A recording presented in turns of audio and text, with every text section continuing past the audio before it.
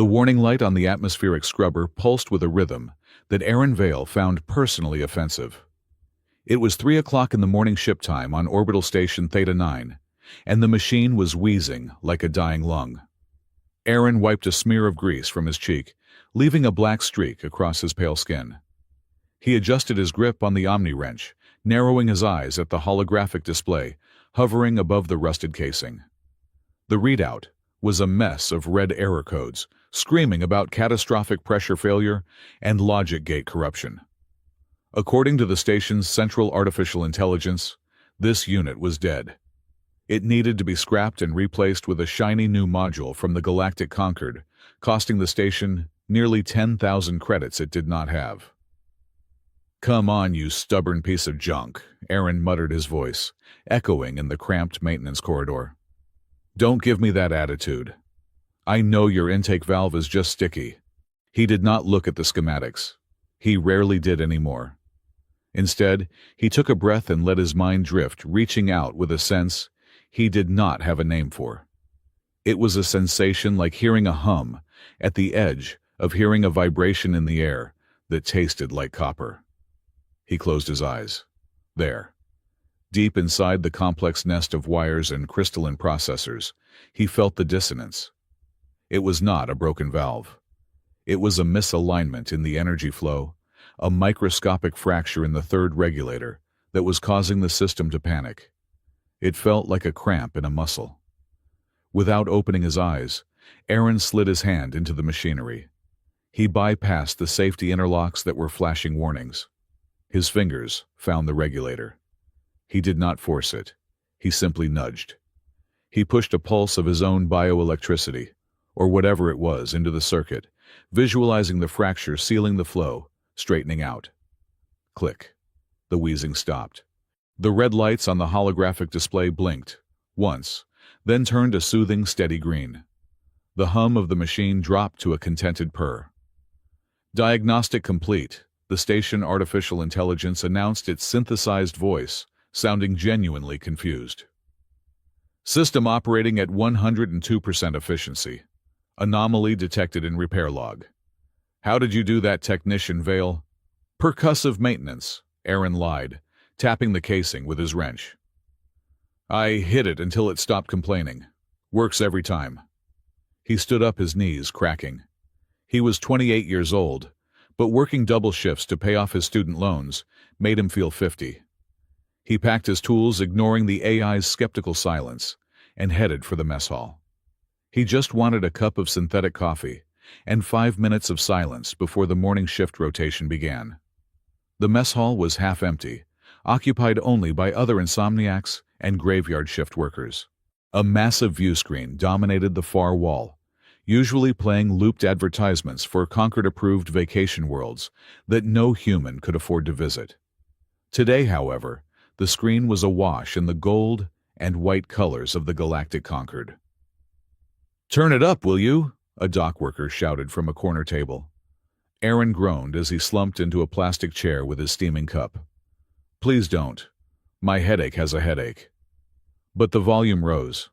The image of High Chancellor Aridin Saul appeared. He was a humanoid of indeterminate age, his skin flawless, his eyes shining with a benevolence that made Aaron's skin crawl. Saul stood before the shimmering backdrop of the Concord spire. "Citizens of the galaxy," Saul's voice was smooth engineered to be soothing in every known language. "Today marks a historic milestone in our great endeavor for universal peace. For too long, the Kitsunari Empire has struggled in isolation on the fringe, plagued by the tragic Starblight. Today, we welcome them into the fold of Concord's protection." "Protection," Aaron scoffed into his coffee. "That's a nice word for a chokehold." "As a symbol of this new unity," Sol continued, "and to bind our fates together, a union has been ordained. A marriage of state between the royal house of Kitsunari and the youngest member of our galactic family, humanity." The mess hall went silent. Even the coffee machine seemed to stop hissing. Aaron blinked. "Say what now?" "The Lady Sarah Calith, first princess of the Kitsunari, shall take a husband from the people of Earth," Saul proclaimed, his smile widening. To prove that even the newest among us can shoulder the weight of galactic destiny, the selection has been made by the Concord Corps' algorithms, ensuring fairness and destiny combined. A roar of laughter broke out in the mess hall. "Poor bastard!" the dock worker yelled, slapping his knee. "Have you heard about that princess? They say she's radioactive. The last 3 guys she was betrothed to ended up in a psych ward or a coffin." "It's the Starblight," another worker whispered, looking fearful.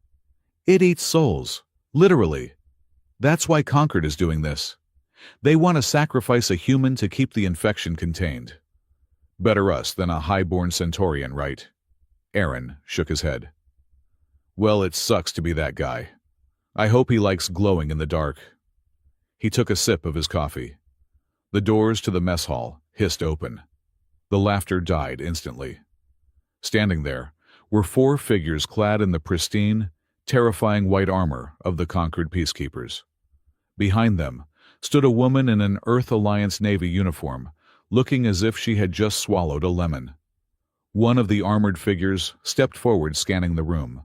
A red laser grid swept across the tables over the terrified dock workers and locked onto Aaron's chest. "Aaron Vale," the peacekeeper's voice was amplified, devoid of emotion. "Citizen ID number 4992 Alpha. Status unmarried. Genetic compatibility verified." Aaron froze the cup halfway to his mouth. "Look, if this is about the unauthorized patch on the atmospheric scrubber, I can explain. The AI is a snitch." The peacekeeper marched forward, the heavy boots clanging against the metal deck. He stopped at Aaron's table. "By order of the High Chancellor and the Galactic Concord Corps," the officer stated, "you have been selected. You are to be transported immediately to the starship Gilded Cage for transit to the Kitsunari homeworld." Aaron looked around, waiting for the punchline. He looked at the Navy officer. "Is this a prank? Did old Miller put you up to this because I beat him at cards?" The woman stepped forward. Her insignia identified her as captain. Her name tag read Ward. She looked exhausted and deeply apologetic. "It is not a prank, Mr. Vale," Captain Helena Ward said, her voice tight. "Get your bag. You're getting married." Aaron stared at her. Then he stared at the screen where Eridan Sol was still smiling. "You have got to be kidding me," Aaron whispered. "I can't even get a text back from a girl on this station, and you're telling me I'm marrying an alien princess with a cursed radioactive soul." "We don't have time for hysteria," the peacekeeper said, grabbing Aaron's arm. "I'm not hysterical," Aaron yelped, as he was hauled out of his chair, his coffee spilling onto the floor. "I'm rational. This is irrational. What about my shift? I have student loans, I have a cat, okay. I don't have a cat, but I was thinking about getting one." "Move," the peacekeeper commanded. As he was dragged out of the mess hall, Aaron looked back at his co-workers. They weren't laughing anymore. They looked at him with the solemn respect one gives to a man walking toward the gallows. The journey to the Kitsunari system took 3 days via the hyperlanes. Aaron spent the first day hyperventilating in a room that was nicer than any apartment he had ever lived in. He spent the second day trying to hack the door lock, only to find the electronic systems were totally alien to him. On the third day, Captain Helena Ward came to see him. She sat opposite him at the small table in his quarters. She placed a data pad on the surface. "Eat," she said, nodding at the untouched tray of food. "You look like a skeleton." "I lose my appetite when I'm being served up as a sacrificial lamb," Aaron said, leaning back and crossing his arms. "Tell me the truth, Captain. Why me, out of billions of people, random selection, is a load of garbage, and we both know it." Helena sighed. She looked at him with a mixture of pity and steel. "The official line is that the Concord Corps analyzed genetic markers and psychological profiles to find the most compatible match for the princess's unique physiology. And the unofficial line, Earth is on thin ice, Aaron," Helena said, dropping the formalities. "We are the new kids on the block. The The Conquered thinks we are aggressive, primitive, and unstable. This treaty, it's a leash. If you refuse, or if you screw this up, the Conquered imposes trade sanctions that will starve Earth within 6 months. You aren't just a groom. You are a hostage. Aaron rubbed his temples. So I have to marry her. What happens if I survive the wedding night? Do I just live there? You act as a bridge, Helena said. The Kitsunari are proud. They don't trust the Conquered, but they are desperate. The Starblight is killing their planet. It's an energy parasite that feeds on their biocrystalline technology, their ley lines. It's driving their people mad. Princess Sarah is the carrier. Carrier. She absorbs the excess energy to keep her people safe, Helena explained. But it burns her, mentally and physically. That is why the previous suitors failed. When they tried to initiate the soul bond, a telepathic connection required for a royal marriage, the feedback fried their brains. Aaron stared at his hands. Rough, calloused hands of a mechanic. And you think I won't fry? I fix air filters, Captain. I don't do psychic warfare. I don't know, Helena admitted. But for the sake of 8 billion people back home, you had better hope you are tougher than you look. Millions of light years away on the planet Kitsune Prime, the sky was a bruised purple, streaked with veins of shimmering gold. Princess Sarah Calith stood on the balcony of the Obsidian Palace, watching the auroras dance. She was tall, her posture rigid, with a lifetime of military discipline. Her fox ears, tipped with white fur, twitched at the sound of footsteps approaching behind her, but she did not turn. Her tail, usually a source of pride for her kind, was wrapped tight, around her waist, hidden beneath her heavy ceremonial robes. Highness, a voice croaked. It was Elder Vorus, head of the Royal Council. They are here, Sarah said, her voice low. It had a natural harmonic resonance, like a bow drawn across a cello string. The human ship has entered orbit, Vorus confirmed. The Concord delegation is preparing the landing site at the Ancestral Shrine. You must prepare. Sarah turned. Her eyes were a piercing amber, slit-pupiled and fierce. Prepare for what, Elder? Another funeral? We must hope for the best, Vorus said, avoiding her gaze. He stood 3 feet away from her, careful not to enter her personal space. Everyone did that. They were afraid that if they got too close, the starblight crackling under her skin would jump to them. This is a humiliation, Sarah spat. To be sold off to a primitive from a dirtball planet, just to satisfy the Concord's twisted sense of diplomacy. Why not just let me die? If I die, the starblight dies with me. And the Empire falls, Vorus countered. The Concord is waiting for an excuse to occupy us, Sarah. They claim they want to quarantine the Blight, but we know they want the ley lines. They want the star tech of our ancestors. This marriage buys us time. Time for what? Sarah challenged. To find a cure. We have been looking for 100 years. She unclasped her robe, letting it fall slightly. Beneath the silk bandage wrappings covered her left side. Smoke seemed to drift from the fabric. He will die, Vorus, she said, her voice trembling slightly. Just like the Duke of Alpha Centauri. Just like the others. And when he dies, the humans will blame us. The Conquered will blame us, and the invasion will begin. Then you must control it, Vorus said coldly. You are the princess. Master your curse. Do not let it kill humans until the treaty is signed. He bowed stiffly and left. Sarah stood alone in the vast, echoing chamber. She reached back and touched her tail. Through the thick fabric, she could feel the heat. The fur there was gone, replaced by blackened, charred skin and glowing veins of unstable energy. It was ugly. It was a monster's mark. Just a primitive, she whispered to herself. Maybe he will be too stupid to be afraid. The meeting took place 2 hours later in the Hall of Whispers. Aaron felt like he was walking into a cathedral, designed by a mathematician on hallucinogens. The walls were made of floating geometric stones that hummed. The air smelled of ozone and jasmine. He was flanked by Captain Helena Ward and 2 Conquered officials. On the other side of the room stood the Kitsunari court.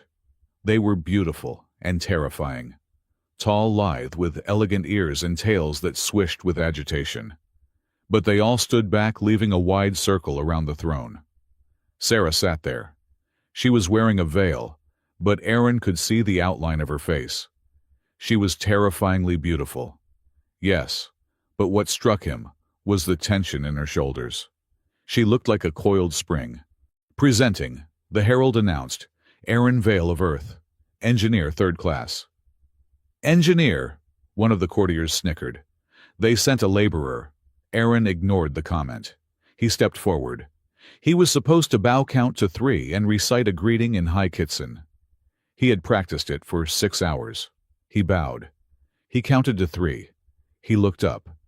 And then he saw it. Sarah had shifted, and the heavy robe covering her tail had slipped. The tip of her tail was visible. It wasn't fluffy and white like the rest of the court. It was jagged, blackened with cracks that glowed with a sickly, violet light. It looked incredibly painful.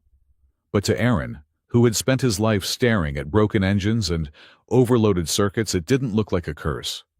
It looked like a containment breach. It looked like power trying to find a ground. He forgot the speech. "Whoa," Aaron said, his voice echoing in the silent hall. Sarah stiffened. The court gasped. Captain Ward kicked his ankle. "That is," Aaron pointed, realizing too late that pointing at a princess was probably treason. "That burn pattern. It looks like a nebula expansion. It's kinda cool. Like a natural highlight." Silence. Absolute dead silence. Sarah slowly stood up. She pulled the veil back. Her amber eyes widened, not in anger, but in sheer baffle. "You find my deformity cool?" she asked. Her voice was sharp, dangerous. Aaron realized he had put his foot in his mouth, so he decided to just keep walking. "I mean, yeah. On Earth, people pay thousands of credits for body mods that glow like that." "Does it hurt?" Sarah blinked. No one asked if it hurt. They only asked if it was contagious. "Yes," she said, caught off guard. "It burns." "Thought so." Aaron nodded sympathetically. "Looks like a thermal vent overload. You probably need a heat sink." "I am not a machine Earthman," Sarah snapped, recovering her composure. "I am a sovereign ruler, and you are speaking out of turn." "Right. Sorry." "The bowing thing." Aaron awkwardly tried to bow again. "Look, Princess, I think we got off on the wrong foot. I didn't ask to be here. You clearly don't want me here. Can we just agree that this situation is terrible and try not to kill each other?" Captain Ward facepalmed. The conquered officials looked furious. But for the first time in years, the corner of Sarah's mouth twitched. It wasn't a smile, but it wasn't a snarl either. "A pragmatist," she said, descending the steps of the throne. She stopped 5 feet from him. The heat radiating from her was intense, like standing next to an open furnace. "You are clearly not a diplomat. Are you a spy?" "I fix toilets and air scrubbers," Aaron said. "If I'm a spy, I'm the worst one in history." Sarah studied him. She sniffed the air, her ears twitching. "You smell like grease and cheap caffeine. Perhaps you are telling the truth." "High praise," Aaron muttered. "Do not get comfortable, Aaron Vale," Sarah said, turning her back on him. "The ceremony is at sunset. If you survive the night, then we can talk about heat sinks." The ancestral ley shrine was built on top of a convergence point of the planet's magnetic fields. It was an open-air amphitheater of white stone, suspended over a canyon that glowed with raw planetary energy. The sun was setting, casting long, blood-red shadows across the platform. Hundreds of dignitaries were watching from the hovering viewing decks. Cameras droned overhead, broadcasting the event to the entire galaxy. Aaron stood in the center of the circle, wearing a ceremonial robe that scratched his neck. Sarah stood opposite him. She had removed the heavy outer layers. She wore a combat-style tunic that exposed her arms. The violet veins of the starblight were visible now, tracing up her neck, glowing brighter as the sun went down. "The union of two worlds," the high priest intoned, holding up a crystal staff. The binding of souls. Just relax, Sarah whispered to Aaron, though she was trembling. When I take your hands, the energy will try to bridge our minds. If you fight it, your brain will hemorrhage. Just let it flow through you. That sounds incredibly unsafe, Aaron whispered back. Is there a manual override? Give me your hands, Aaron. He reached out. Her hands were hot, feverish. As soon as skin touched skin, the world exploded. It wasn't a physical explosion. It was a psychic scream. Aaron felt like he had been plugged directly into a fusion reactor. A wave of violet fire rushed from Sarah into him. He gasped, his knees buckling. He saw images, flashes of Sarah's life, the isolation, the pain, the constant gnawing hunger of the starblight. But beneath that, he saw something else. He saw the structure of the blight. It wasn't a curse. It wasn't magic. It was code. It was a corrupted, chaotic signal that was looping back on itself, creating a feedback loop that generated heat instead of data. Warning. System overload. His mind supplied the words, translating the sensation into terms he understood. Critical failure. Imminent. Let go! Sarah screamed. She tried to pull away, her eyes, glowing solid purple. It's too strong. It's going to kill you. The wind picked up, howling around them. The stones of the shrine began to crack. Lightning arced from the canyon below, striking the pillars. Natural anomaly detected, the Concorde AI drone announced calmly from above. Casualty probability 100%. Aaron looked at Sarah. She was terrified. Not for herself, but for him. She was trying to push him away to save him. No, Aaron gritted his teeth. He didn't let go. Instead, he tightened his grip. He closed his eyes and did what he had done on the station. He reached out with that inner sense that technicians touch. He visualized the violet fire not as pain, but as a wiring diagram. The load is too high on the central processor, he thought frantically. Reroute to auxiliary ground. He pushed. He didn't use magic. He used logic. He grabbed the chaotic energy of the starblight and forced it to straighten out. He visualized a circuit breaker and slammed it shut. Resonate, he commanded, his voice, sounding strange, layered with a metallic echo. A shockwave blasted outward from the couple. The violet fire didn't vanish, but it changed. It turned a brilliant, stable blue. The agonizing heat vanished, replaced by a cool, humming vibration. The lightning stopped. The wind died down. Aaron opened his eyes. He was still standing. Sarah was staring at him, her mouth slightly open. The veins on her neck had dimmed to a soft, pulsing blue. The silence on the platform was heavy, thicker than the atmosphere of a gas giant. Aaron coughed.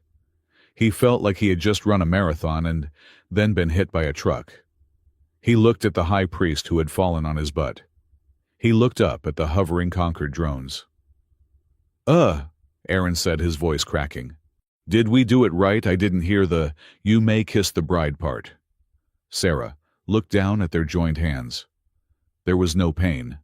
For the first time in 10 years, there was no pain. She looked up at Aaron, her eyes searching his face with a mixture of fear and awe. What are you? She whispered. Just a guy who hates broken things, Aaron wheezed. Then his eyes rolled back in his head, and he collapsed. Sarah caught him before he hit the ground. She held the unconscious human looking up at the Concorde delegation. Aridin Sol's holographic projection flickered, his benevolent smile gone, replaced by a look of cold calculation. The rumors started before Aaron even hit the floor. The human didn't die. He touched the starblight and he didn't burn. He fixed it. And in the shadows of the galaxy, the game board shifted.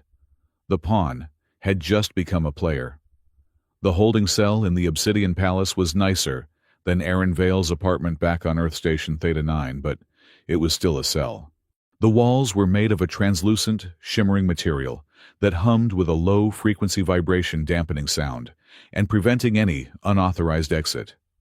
Aaron sat on the edge of the bed, staring at a bowl of fruit that looked like it might bite him back. It had been 3 days since the disaster at the ancestral shrine. 3 days after he had grabbed a literal princess, touched a curse that was supposed to liquefy his brain, and accidentally rebooted a magical energy grid with his mind. The door chimed. It slid open with a hiss of pressurized air. Jax Rel, the head of the princess's personal guard, stepped in. Jax was a mountain of a kitsunari, with fur the color of storm clouds, and a tail that looked heavy enough to crack concrete. He looked at Eren with an expression that sat somewhere between begrudging respect and the desire to throw Eren out an airlock. "Get up, human," Jax grunted. "The council is done screaming at each other for the morning. Now they want to scream at you." "Good morning to you too, Jax," Eren said, standing up and stretching his back. "Did you sleep well? I slept great, except for the part where I dreamed I was a walking Wi-Fi router." "Stop talking," Jax said, though his ear twitched in what Eren had learned was mild amusement. "And fix your collar. You look like a sack of unwashed tubers." "It is called fashion," Eren retorted, smoothing down the intricate silk tunic they had forced him to wear. "On Earth, this disheveled look costs extra." They walked through the corridors of the palace. The architecture was dizzying, a blend of organic curves and high-tech hard-light constructs. As they passed servants and guards, the reaction was universal. Eyes went wide, ears flattened against skulls, and people hurried to get out of the way. Eren was not just the alien groom anymore. He was an anomaly, the variable. "They are afraid of you," Jax noted quietly as they turned a corner. "They are afraid I am going to blow up," Eren corrected. "There is a difference." "To my people there is not," Jax said. "Power that cannot be explained is power that cannot be trusted. Princess Sarah is fighting a war in that chamber to keep them from dissecting you. Do not make her regret it." The council chamber was a circular amphitheater, dominated by a holographic projection of the Kitsunari star system. 12 elders sat on floating platforms, looking down at the center of the room where Princess Sarah stood. She looked tired. Her military posture was perfect, but there were dark circles under her amber eyes. The blackened, glowing scars on her tail were pulsing with a faint, agitated rhythm. "This is madness, Highness," Elder Vorus was shouting, his voice amplified by the room's acoustics. "The human is a catalyst." The surge at the shrine was not a miracle. It was a warning. If we proceed with the soul binding, we risk destabilizing the entire ley network. We must annul the contract immediately and hand him over to Concord for study. And invite a fleet of peacekeepers into our orbit. Sarah's voice cut through the noise, sharp and cold. "If we annul the contract, we violate the treaty. Arid Sol is waiting for us to breach the terms. He wants a legal reason to land his troops on our soil to protect us from our own instability." "Better occupation than annihilation," another elder argued. The Starblight reacted to him. It changed frequency. "He is dangerous." "He is the first person in a century who touched the Blight and did not die," Sarah countered. She turned her eyes, locking onto Eren as he entered the room. For a second, the mask of the Iron Princess slipped, and Eren saw a flash of relief. "He is not a danger, elders. He is a key, and I intend to keep him." The room descended into bickering again. Eren walked up to stand beside Sarah. He felt entirely out of place, a wrench in a room full of crystal vases. "You look terrible," Eren whispered, keeping his eyes forward. "Thank you, husband-to-be," Sarah whispered back, her voice dripping with sarcasm. "You look like a sack of tubers." Jax said the same thing. "You two need new material." "Are you ready to perform?" Sarah asked, her tone shifting to business. "They need to see unity. They need to see that I am in control of you." "I am not a pet princess." "For the next 10 minutes you are," she hissed. "Bow to Elder Vorus. Deep bow. 7 seconds." Eren sighed, stepped forward and executed the bow. He counted to 7 in his head. When he rose, he saw Vorus looking slightly mollified, though the elder still looked like he had swallowed a lemon. "Honorable elders," Aaron said, projecting his voice, the way he used to shout over the roar of engine turbines. I admit I do not know much about spirit webs or star magic. But I know systems. And I know that when a machine is overheating, you do not throw away the only coolant valve you have, just because it looks different. Silence. Coolant valve, Voris sputtered. You compare the sacred ley lines to plumbing. I compare it to survival, Aaron said, stepping closer to Sarah. He felt the heat radiating off her, the raw, crackling power of the curse. He didn't flinch. The princess and I are compatible. Concord chose me.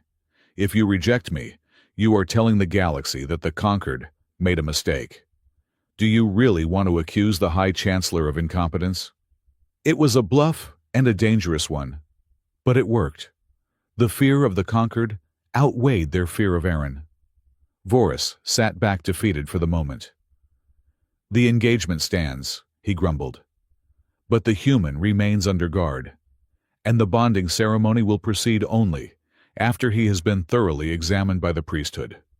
One wrong signal, princess, and we terminate the contract. And him. The examination took place in the lower levels of the palace, in a laboratory that looked more like a temple. Incense smoke curled around banks of supercomputers. Mira Solen, the head technomancer of the Kitsunari, was a small, hyperactive woman with glasses that magnified her eyes to comical proportions. She was currently attaching sensors to Aaron's temples with a little too much enthusiasm. Hold still, Mira commanded, typing furiously on a holographic keyboard. Jax, hand me the resonance tuner. Jax, leaning against the doorframe, tossed her a silver device. Try not to fry his brain, Mira. We need him for the parade tomorrow. I am a professional, Jax, Mira sniffed. She tapped the device against Aaron's forehead. Okay, Aaron. I want you to think about the shrine. Think about the energy you felt. Aaron closed his eyes. He remembered the violet fire. He remembered the feeling of the broken circuit, the chaotic code screaming for order. The machines in the room began to wail. Fascinating, Mira whispered. Look at the waveform, Jax. It is not a spiritual projection. It is not magic. What is it? Jax asked, stepping closer. It is a digital handshake, Mira said, her voice trembling with excitement. His brain is producing a bio-encrypted signal that perfectly matches the root directory of the ley lines. It is like he has an administrator password for a system he has never seen before. Aaron opened his eyes. Is that good? It sounds like it could be bad. Mira spun her chair around to face him. It is impossible. Humans do not have bioresonance. Your species is psychically inert. For you to interact with Kitsunari tech on this level implies that either you are a genetic mutant, or the ley lines were designed to accept human input. That makes no sense, Sarah's voice came from the doorway. She had changed out of her court robes into a simple training suit, but she still looked imposing. The ley lines are the soul of our ancestors. They predate humanity's arrival in the galaxy by 1,000 years. I am just reading the data, Princess, Mira said, pointing to the screen. Look at the starblight pattern. Here in the red. That is the infection causing you pain. Now, look at the timestamp on the core corruption. She expanded the image. A string of complex numbers floated in the air. The corruption did not start 1,000 years ago, Mira said grimly. It started 50 years ago, to the day. Sarah froze. 50 years ago was the first contact war, when the Concord arrived to broker peace in our sector. Exactly, Mira nodded. And the signal structure of the light, it uses a syntax loop. It is artificial, Sarah. The starblight is not a curse. It is a virus. Someone uploaded it to us. The room went deadly silent. The implication hung in the air like smoke. If the starblight was a weapon, then the Concord had been poisoning the Kitsunari for decades, creating a problem only they could solve. They broke our legs so they could sell us crutches, Aaron said, his voice hard. Sarah's hands curled into fists. The temperature in the room spiked. If this is true, then Eridan Sol is not just a politician. He is a monster.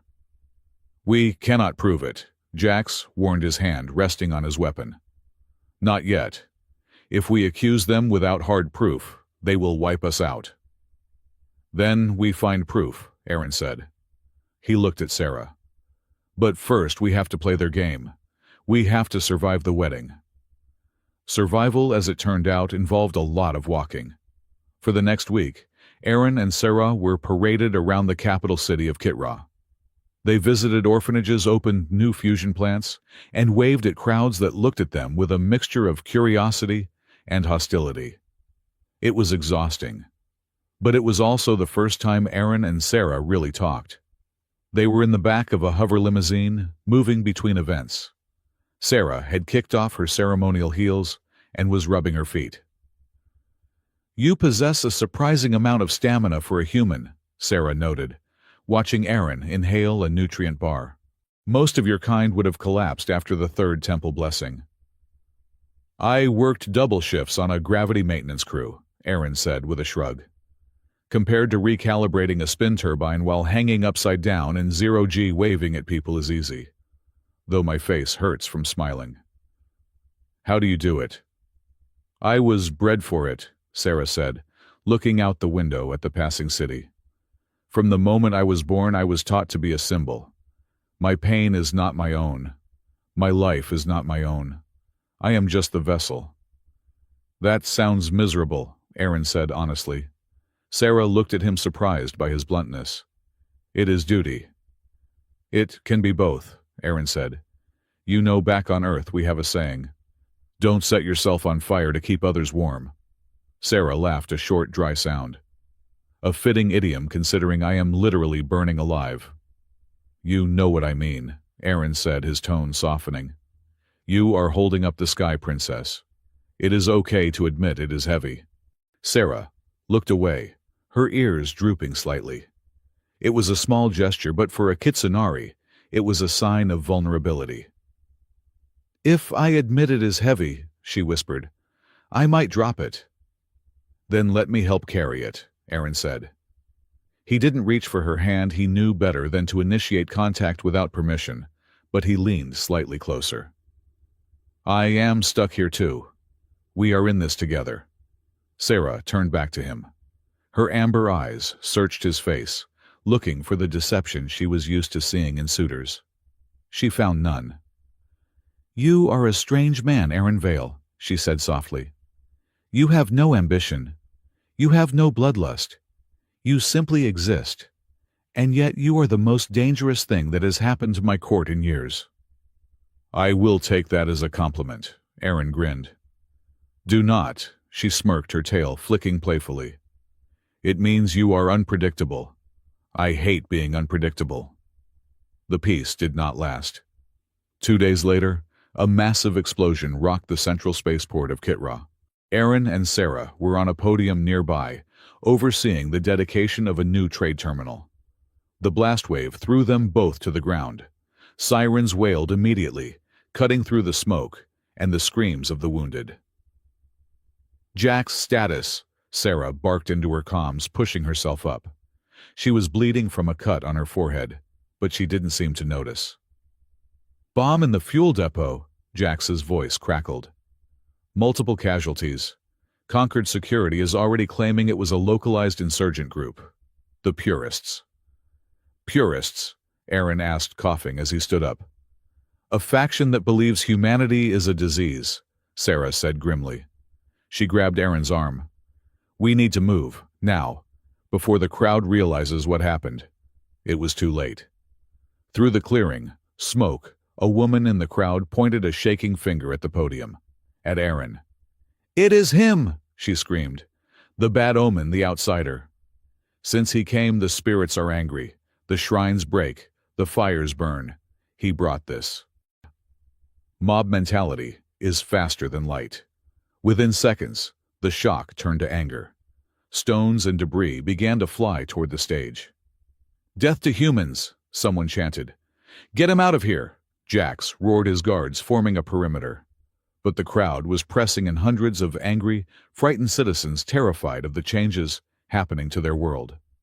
A heavy piece of metal pipe, thrown by a strong arm, sailed over the guards' heads, aiming straight for Aaron. He didn't have time to dodge. He flinched, waiting for the impact. It never came. Sarah had moved.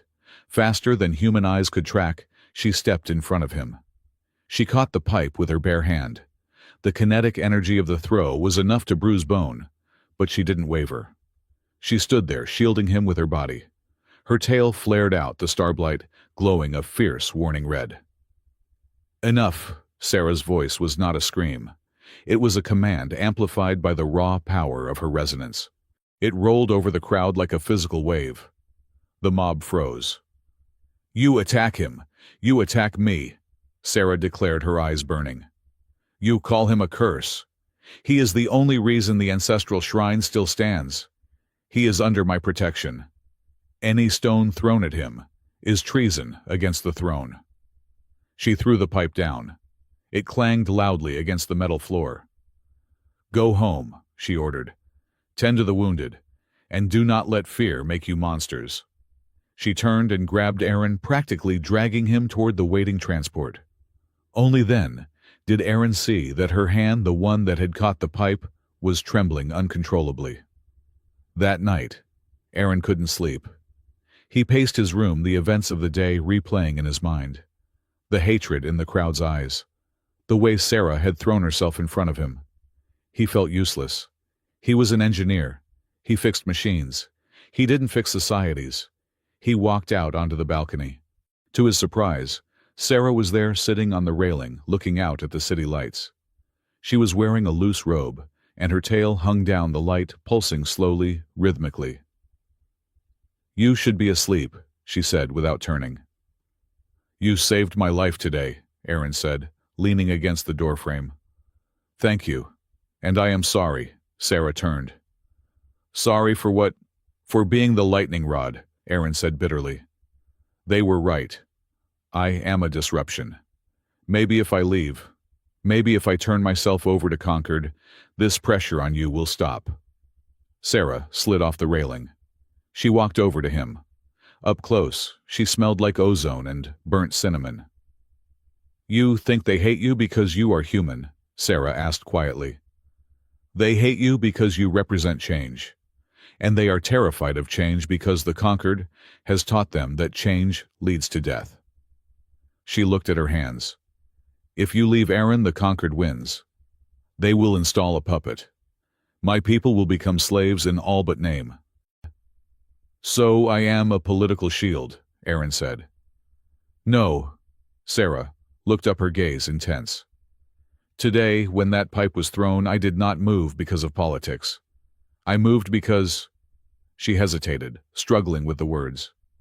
"Because you are the only person in this entire palace who looks at me and sees a person, not a national crisis." Aaron felt his heart skip a beat. The air between them felt charged heavy, with the same electricity he felt in the machines, but different. Warmer. "I am not going anywhere," Aaron promised. "Unless you throw me out." "I might," Sarah smiled, a genuine tired smile. "You snore. The walls are thin." "I do not snore," Aaron protested. "I have a deviated septum. It is a medical condition." They laughed, and for a moment the weight of the galaxy felt a little lighter. The respite was shattered the next morning. The news feeds were dominated by Chancellor Aridin Sol. He sat in his pristine white office looking grave. "The attack on the Kitsunari spaceport is a tragedy," Sol told the galaxy. "It is clear that the local government can no longer ensure the safety of its citizens, or our honored guest, Mr. Vale. Therefore, the Concord is authorizing the deployment of the 7th Fleet to the Kitsunari border, strictly for peacekeeping and humanitarian aid." "Humanitarian aid?" Jax spat at the screen. "He is bringing an invasion force." Mira burst into the strategy room, waving a data pad. "It gets worse. I have been tracking the signal spikes from the Blight. Look at this." She projected a map of the border. A series of small Kitsunari outposts were blinking red. "Every time there is a Starblight surge, a Concord ship is within signal range," Mira explained. They are triggering the surges remotely. They are creating chaos, so they can swoop in and fix it. We need to tell the council, Aaron said. The council is panicking, Sarah said, pacing the room. Voris is ready to surrender control of the ley lines to the Concord in exchange for protection. We have run out of time. An alarm blared throughout the palace. A red light began to flash on the master console. Report, Sarah shouted.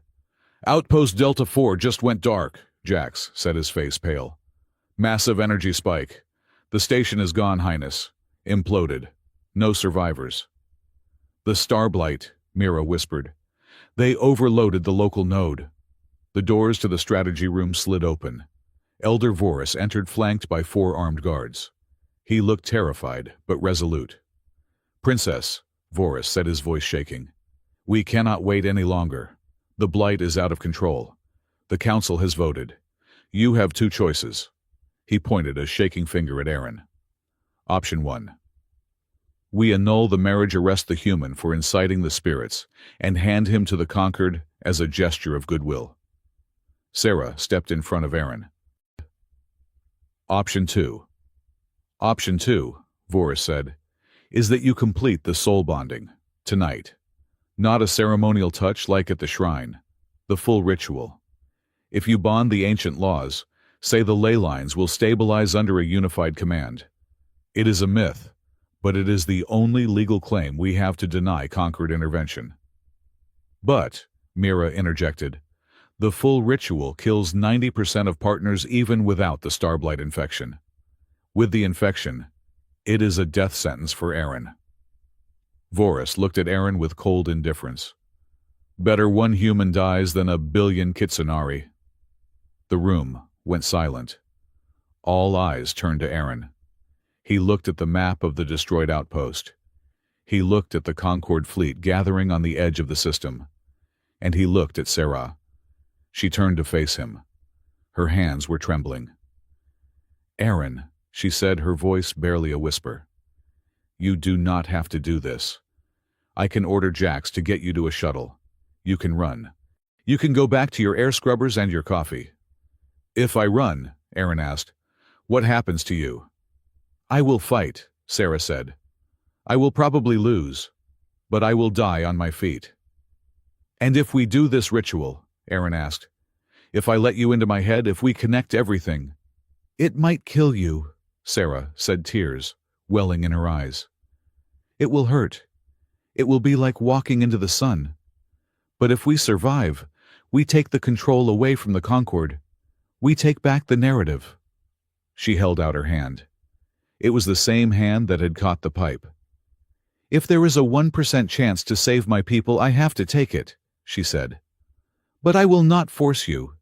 Do you dare take my hand, Aaron? Even if it means the end. Aaron looked at her hand. He thought about the safety of his old life.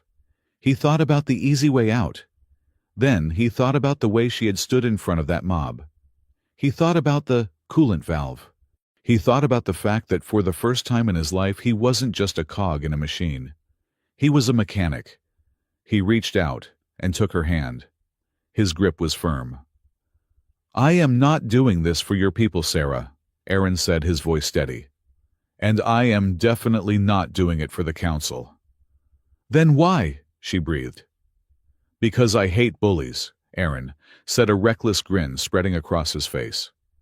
And because you are the only person in the galaxy who knows I have a deviated septum. I cannot let that secret die. Sarah let out a laugh that sounded like a sob. She squeezed his hand. Then let us go, she said, her eyes flashing with a new, dangerous light. Let us go start a fire. The decision was made. The die was cast. As they marched toward the inner sanctum of the palace, the Concord fleet moved into attack formation, and Eridan Sol watched from his high tower, smiling as his trap finally snapped shut. He thought he had won. He thought he had forced the princess to sacrifice her new pet. He did not realize that he hadn't just trapped a human and a fox in a room together. He had plugged a master hacker into the mainframe, and Aaron Vale was about to start typing. The shuttle, a stolen courier vessel named the Shadow, rattled violently as it breached the atmosphere of the moon known as Sanctum Zero. This was not a natural celestial body. It was a forgotten fragment of the ancient Kitsunari homeworld, torn away during a celestial war 1,000 years ago, and left drifting in the orbital dead zone. Inside the cockpit, Aaron Vale gripped the restraint bar until his knuckles turned white. "Is the landing gear supposed to make a sound like a blender crushing rocks?" Aaron shouted over the roar of the thrusters. "It is a feature," Jax Rell grunted from the pilot's seat. The massive Kitsunari bodyguard was fighting the controls, his ears flattened against his skull. "It keeps you awake." "We are coming in hot," Captain Helena Ward announced from the co-pilot station. She was tapping furiously at her console. "Atmospheric interference is off the charts. The sensors are useless. I am flying blind here." "I can see it," Aaron said suddenly. He unbuckled his harness. "Sit down, you idiot," Helena yelled. "We are pulling 4Gs. "No, I mean I can see it," Aaron insisted, stumbling toward the front of the cabin. He wasn't looking out the viewport, which showed only a swirling gray soup of magnetic storms and dust. He was looking at the air in front of him, his eyes unfocused, tracking invisible lines of light. "The magnetic field isn't random. It is a grid. Jack's bank hard left. 30 degrees. Now." "If I go left, we hit the mountain," Jax roared. "There is no mountain," Aaron screamed back. "It is a sensor ghost caused by the radiation. The path is left. Do it." Jax hesitated for a fraction of a second, looking between the terrifying readout on his screen and the frantic human engineer standing beside him. Then, with a growl that vibrated in his chest, Jax slammed the yoke to the left. The shuttle lurched. Through the viewport, a massive spire of rock loomed out of the mist, looking solid enough to smash them into atoms. Helena screamed. The ship passed right through the rock. It dissolved like smoke. Behind the illusion lay a calm, hidden valley, illuminated by the pale blue glow of crystalline structures growing out of the ground like trees. "Clear air," Jax breathed, leveling the ship out. He glanced at Aaron with a look of newfound terror. "How did you know?" "The energy signature," Aaron muttered, sliding down the wall to sit on the floor. He felt nauseous. The mountain didn't have a heartbeat. The valley did. Princess Sarah Calith unbuckled her restraints and knelt beside him. She looked pale, the violet veins of the starblight pulsing angrily against her throat. The proximity to the sanctum was agitating the curse. "Are you all right?" she asked, her hand hovering over his shoulder. "I am fine," Aaron lied. "Just a little motion sickness and existential dread. The usual." "We are here," Sarah whispered, looking out at the glowing valley. "The ancient altar. The Concord does not know this place exists. Their scanners cannot penetrate the storm." "They will find a way," Mira Selen said from the back, packing a satchel with portable shield generators. "Eridan's soul does not give up easily. We have an hour, maybe 2. We need to move." The surface of Sanctum Zero was a nightmare of physics. Gravity seemed to fluctuate with every step. One moment, Aaron felt heavy as lead. The next, he had to grab onto a root to keep from floating away. The plants here were not organic. They were fossilized circuitry, ancient silicon growths that hummed with a low, mournful tune. The wind smelled of ozone and old copper. "Stay close," Sarah commanded. She was leading them toward a massive circular structure in the center of the valley. "The energy here is wild. If you step off the path, time might move differently for you. You could be trapped in a second for 100 years." "Lovely," Aaron muttered. "And I forgot to pack lunch." "Focus, Aaron," Helena said, her hand resting on the pulse pistol at her hip. "We are not alone." She was right. As they approached the altar, a massive platform of obsidian surrounded by floating pillars, the sky above the storm clouds, began to ripple. "They found us," Mira said, looking at her wrist computer. "I am picking up 7 distinct warp signatures. Dropships. Cloaked." Concord peacekeepers, Jax growled, drawing a heavy plasma cannon from his back. Special operations.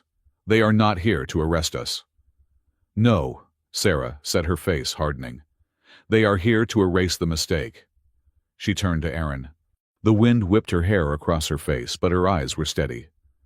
We have to start the ritual, she said. Now. Jax, Helena, Mira, you have to buy us time. Go, Helena nodded, racking the slide of her pistol. We will hold the line. Just try not to blow up the moon while you are at it. Aaron looked at the three of them, a giant foxman, a human soldier, and a tiny technomancer, standing against the might of a galactic empire.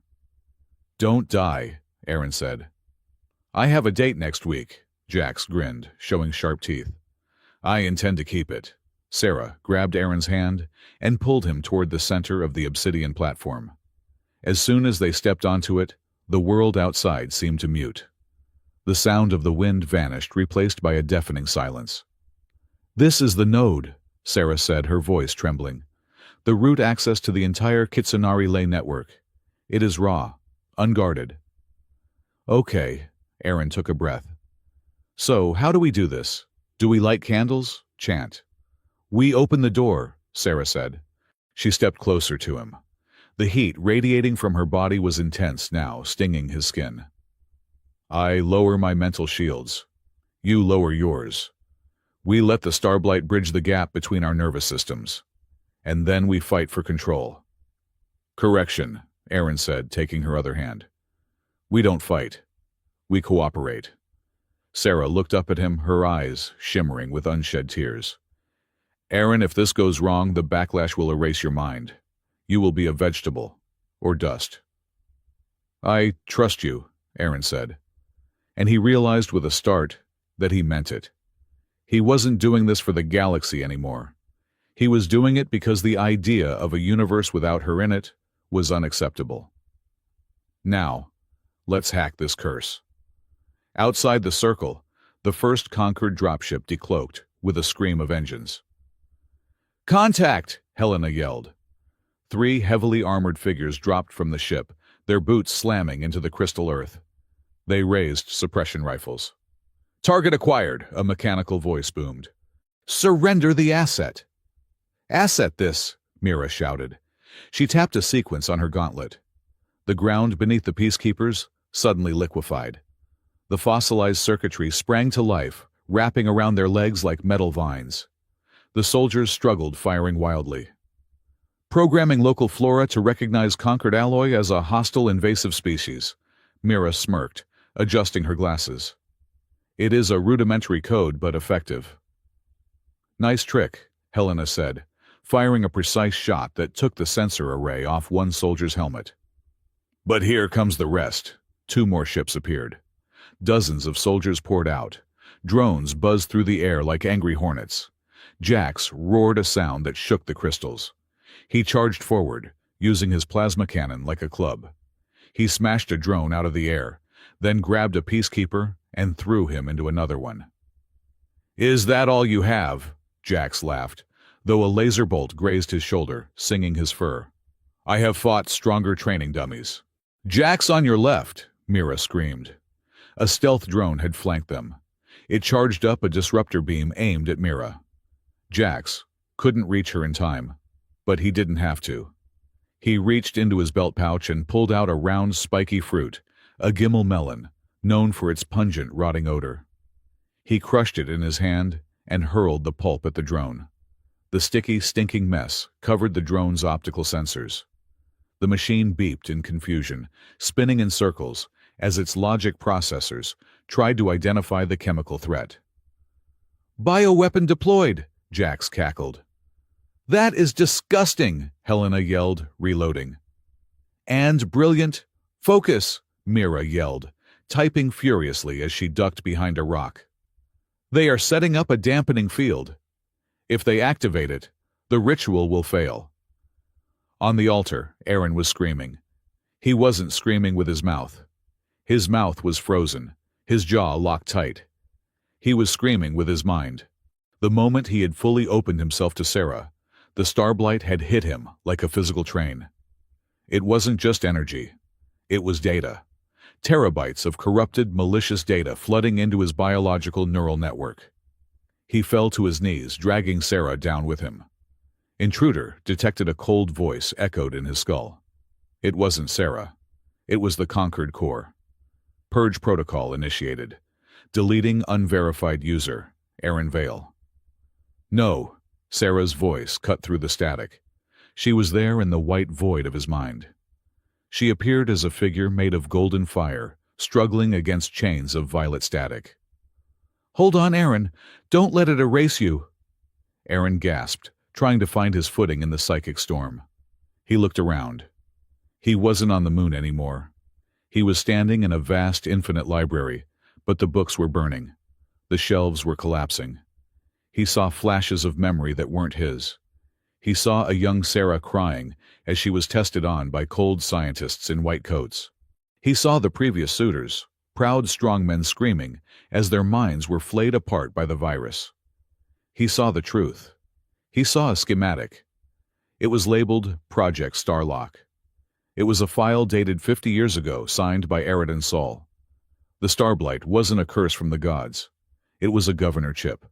It was designed to throttle the Kitsunari potential, to keep them weak, to make them dependent on Concord medical aid. And the marriage, it wasn't diplomacy. It was a backdoor. The human genome was the encryption key. The conquered needed a human to bond with the princess, to finalize the installation to turn the Kitsunari people into a permanent slave race controlled by the core. They set us up, Aaron thought, anger cutting through the pain. They rigged the game. The violet fire surged, burning away his memories of Earth, his childhood, his name. You are nothing, the core whispered. You are a glitch. You are a mechanic who thinks he is a hero. Let go. I am not a hero. Aaron gritted his teeth in the real world and the mind world. I am the guy who fixes the things you break. He looked at Sarah. She was fading, the golden fire dimming. She was terrified. I am sorry, she wept, her voice echoing in the void. I was born to be a weapon. I am just killing you like I killed the others. Run, Aaron. Break the link. You are not a weapon, Aaron said. He reached out his hand, passing through the violet fire. It burned, oh God, it burned, but he didn't pull back. You are just the user interface for a system that has been hacked. He grabbed her hand. And I am tech support. Outside, the battle was turning. I am out of ammo, Helena shouted, throwing her empty pistol at a peacekeeper's helmet. It connected with a satisfying thunk, but the soldier didn't fall. Shields are at 5%, Mira yelled. They are bringing up a heavy repeater cannon. Jax was bleeding from 3 different wounds. He was panting, leaning on his massive cannon. It has been an honor, ladies. The Concord heavy gunner took aim at the trio. Fire, the commander ordered. In the mind space, Aaron didn't fight the Starblight. You don't fight a virus with a sword. You fight it with a patch. He closed his eyes and visualized the one thing he knew better than anyone, the schematic of an engine. He imagined the Starblight not as a monster, but as a runaway fusion reaction. It had too much input nowhere for the output to go. That was why it killed. Resonate, he commanded himself. He pulled on the connection with Sarah. Instead of blocking the energy, he opened the floodgates. He accepted all of it. The pain, the fear, the history. Aaron, Sarah screamed. It will overload you. Trust me, Aaron shouted back. We don't block it. We redirect it. He looked at the violet chains binding Sarah. He visualized them turning blue. He visualized the chaotic, jagged code of the virus, smoothing out into perfect, elegant sine waves. Access granted, he thought. System override. He grabbed the raw power of the Starblight and shoved it back down the connection, not at Sarah, but through her, into the ley lines beneath the moon. Admin access confirmed, Aaron whispered. Rebooting. On the altar, the air turned into liquid gold. A shockwave of pure, silent energy exploded from the 2 figures kneeling in the center. It wasn't an explosion of fire. It was an explosion of order. The blast wave hit the conquered soldiers. It didn't burn them. It simply turned them off. Their armor shut down. Their weapons deactivated. The heavy repeater cannon fizzled and died. The drones dropped out of the sky like stones. The dropships hovering overhead lost power instantly, their anti-gravity drives failing. They crashed into the soft crystal earth with heavy thuds, crumpled, but not destroyed. Jax, Mira, and Helena shielded their eyes. The light passed over them warm and soothing. It healed Jax's burns in seconds. It recharged Mira's shield generators to 200%. "What?" Helena whispered, lowering her hand. In the center of the altar, the light faded. Aaron and Sarah were still kneeling, holding hands. They were breathing hard, gasping for air. But something had changed. Sarah stood up slowly. The charred, blackened fur on her tail was gone. In its place was a vein of shimmering golden light that ran the length of her tail, pulsing with a steady, strong rhythm. It looked like a crack in reality that had been filled with gold kintsugi on a cosmic scale. She looked at her hands. The veins under her skin were no longer violet. They were a soft starlight blue. "The pain," she whispered. "It is gone." She looked down at Aaron. He was still on his knees, staring at his reflection on the obsidian floor. "Aaron," she asked, fear creeping back into her voice. "Are you—" Aaron stood up. He turned around. "I am okay," he said. His voice sounded different, deeper, resonant. "Aaron," Jax said, his jaw dropping. "Look behind you." Aaron looked over his shoulder. Hovering just behind him, shimmering in and out of existence like a mirage, was a tail. It wasn't made of fur. It was made of pure, translucent blue energy. It flicked back and forth, mirroring his emotions. "Well," Aaron said, looking at the phantom limb, "that is going to make sitting in chairs complicated." Sarah let out a sob and threw her arms around him. The force of the hug almost knocked him over. She buried her face in his neck, weeping openly. "You did it," she cried. "You crazy, stupid human, you did it." Aaron held her, feeling the hum of the ley lines running through both of them. It was a loop now, infinite and stable. He fed her stability. She fed him power. "We did it," Aaron corrected gently. "I just wrote the code. You provided the hardware." Mira ran up to them, her scanner going wild. "Do you realize what you just did? You didn't just stabilize the moon. You sent a pulse through the entire network." She projected a hologram of the Kitsunari homeworld. The red warning lights that had covered the planet were turning blue one by one. The storms were clearing. The haunted machinery was waking up. "You rebooted the Empire," Mira breathed. Billions of miles away in the pristine white tower of the conquered High Chancellor, Eridan Sol watched his screens go black. "Signal lost," the automated voice said. "Unit 7 Alpha not responding. Ley network access denied. Firewall erected." Sol stood up slowly. He walked to the window, looking out at the galaxy he believed he owned. "Firewall?" he asked softly. "Who erected a firewall?" "User Identity Administrator Pair," the computer replied. "Signature matches Princess Sarah Kalith and Aaron Vale." Sol's hand clenched into a fist. The glass in his hand shattered, blood dripping onto the white floor.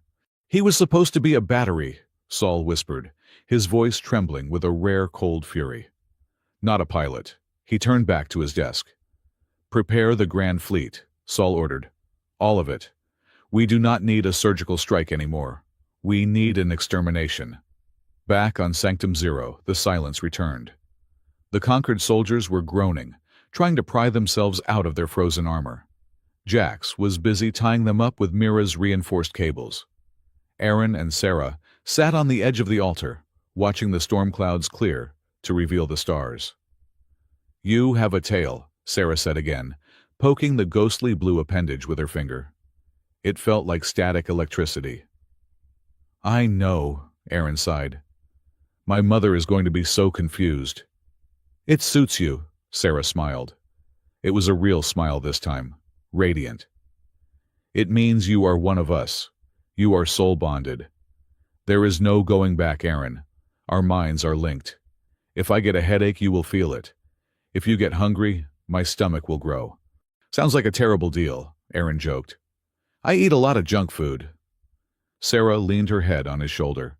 Her golden tail wrapped around his waist, interlacing with his phantom blue one. The energies mingled, creating a soft violet twilight color where they touched. Aaron. Yeah. I was terrified, she admitted softly. In the void. I thought I was going to kill you. I thought I was a monster.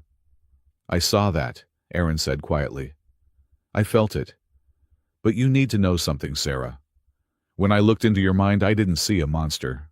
I saw a girl who was strong enough to hold back the sun for 20 years, just to keep her family safe.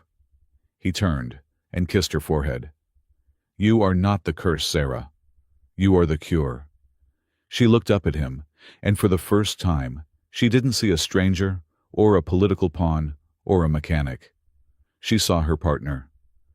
The conquered will come, she whispered. Eridan Saul will bring everything he has. Aaron looked up at the sky. He could feel the network now.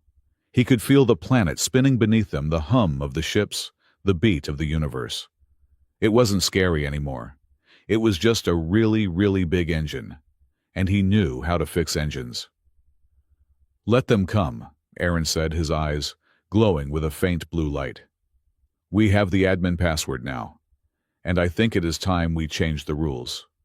He stood up and offered her his hand. Ready to go save the galaxy, princess. Sarah took his hand. Her grip was iron. Lead the way, husband. The capital city of Kit-Ra had changed.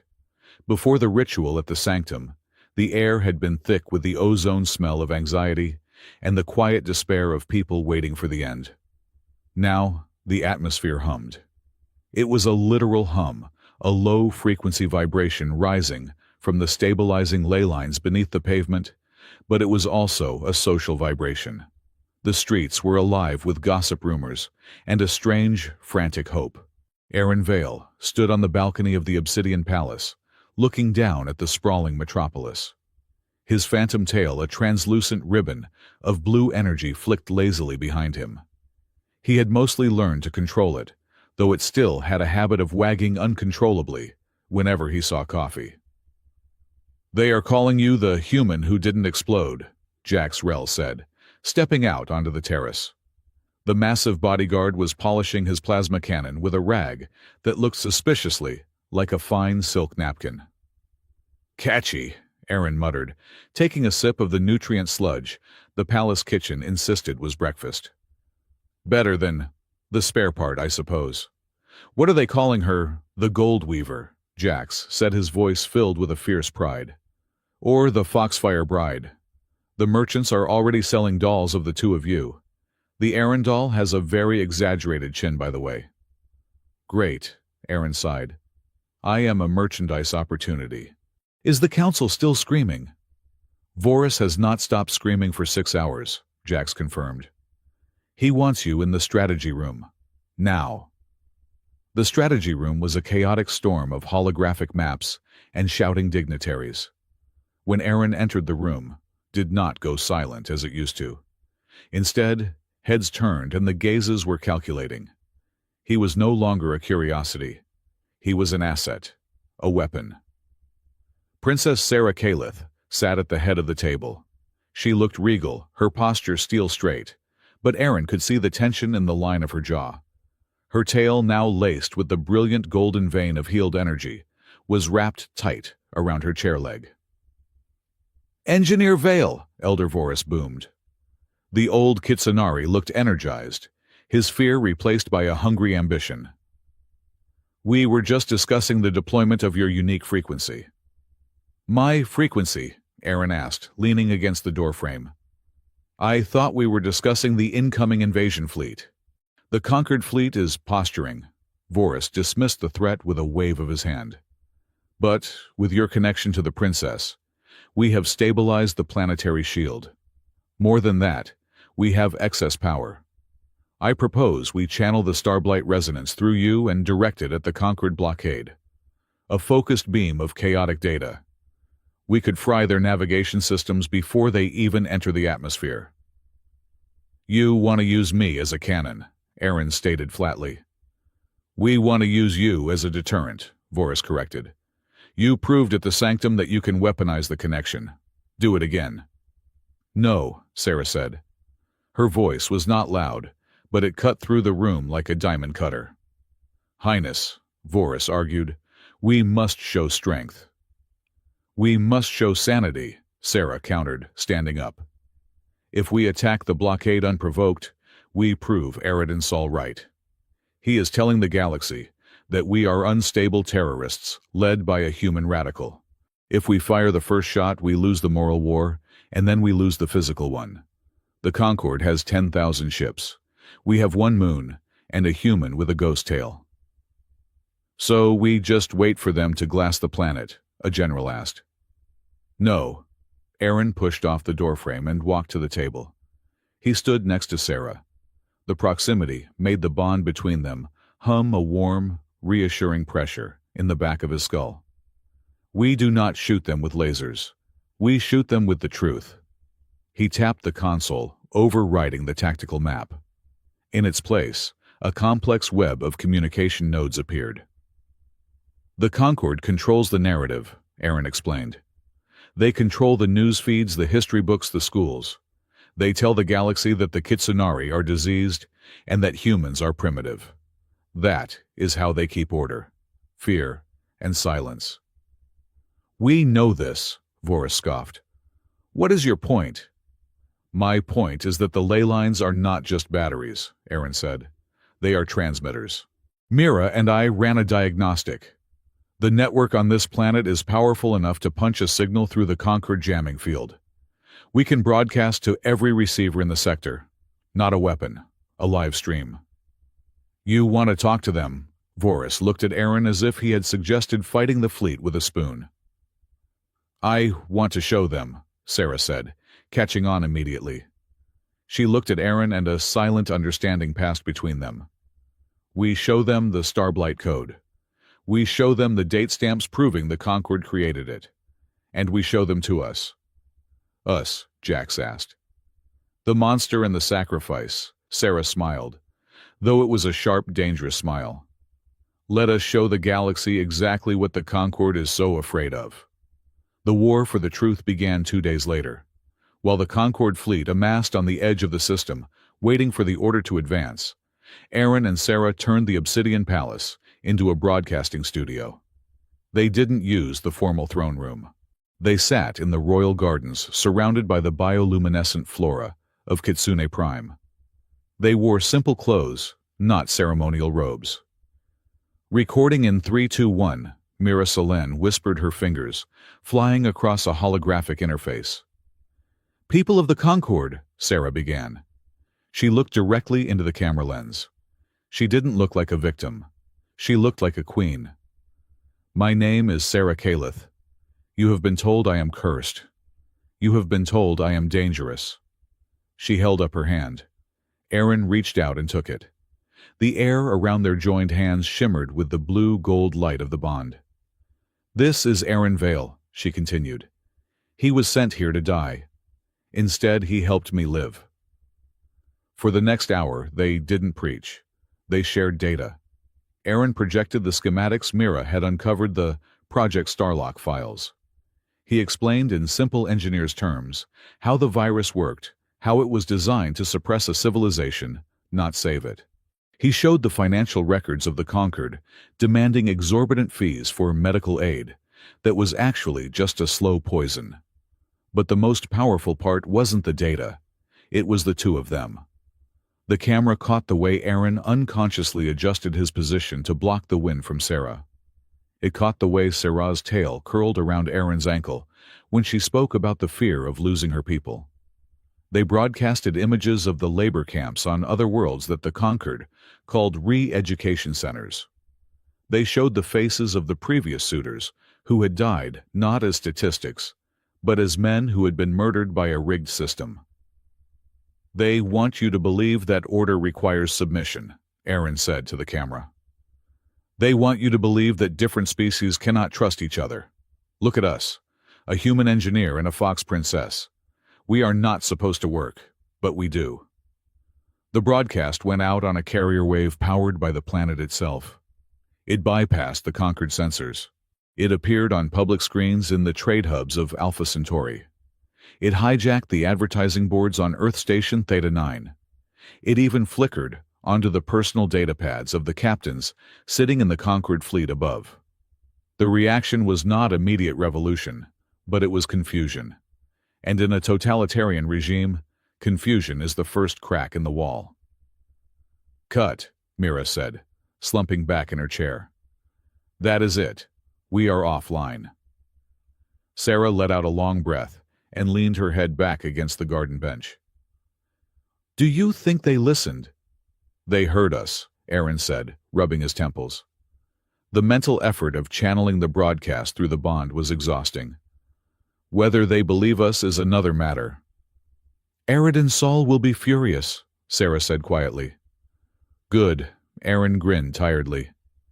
"Angry people make mistakes." He looked at her.